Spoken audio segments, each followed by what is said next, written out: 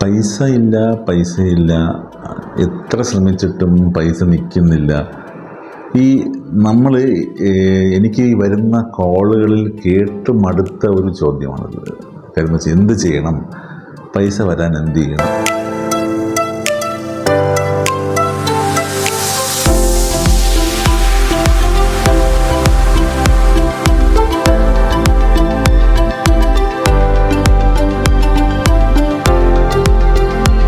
നമുക്ക് പൈസ വരാൻ എന്ത് ചെയ്യണമെന്ന് ചോദിച്ചാൽ ഓരോരുത്തർക്കും പൈസ വരുന്നത് പല രീതിയിലാണ്. ഇപ്പോൾ ചില ബിസിനസ്സുകാരാണെങ്കിൽ അവർക്ക് പൈസ വലിയ എമൗണ്ടുകളാണ് അവരുടെ ഇതിലേക്ക് വരുന്നത്.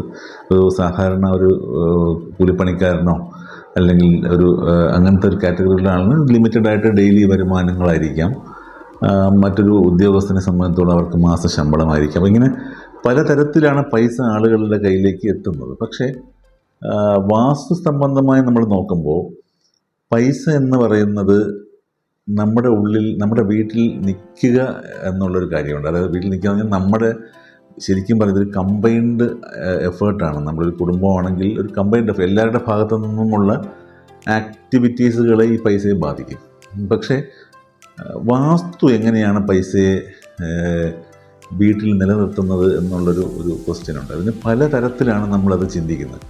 പലതരത്തിൽ ചിന്തിക്കുന്നത് വാസ്തുവിലെ റെക്കമെൻഡേഷൻസ്, ധനാഗമനം എന്ന് പറയുന്നതിന് നമ്മൾ വാസ്തുവിലെ റെക്കമെൻഡേഷൻസിനെ കണക്കിലെടുത്തുകൊണ്ട് നമ്മൾ പല രീതിയിൽ നമ്മളങ്ങനെ ഒരു പ്രൊസീജിയേഴ്സ് പറയാറുണ്ട്. പക്ഷേ ഇപ്പം പൈസ നിൽക്കാൻ എന്ത് ചെയ്യണം, നിങ്ങൾ നിൽക്കുന്നില്ല എന്നുള്ളതാണ് നിങ്ങളുടെ വിഷയമെങ്കിൽ നിങ്ങൾ ശ്രദ്ധിക്കേണ്ട ചില കാര്യങ്ങൾ. നിങ്ങളുടെ സൗത്ത് വെസ്റ്റ് ഭാഗം, വീടിൻ്റെ സൗത്ത് വെസ്റ്റ് ഭാഗം ശ്രദ്ധിക്കുക.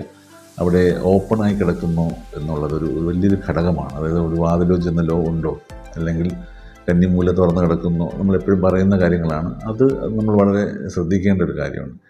ഇനി നോർത്തിൽ ബ്ലോക്കുകളുണ്ടെങ്കിൽ, നോർത്ത് ഈസ്റ്റ് ഭാഗം, ഈസ്റ്റ് ഭാഗമൊക്കെ ബ്ലോക്കുകളുണ്ടെങ്കിലും ഒരു അർത്ഥത്തിൽ പൈസ നിലനിൽക്കില്ല. കാര്യം എന്ന് വെച്ചാൽ പൈസ വരില്ല.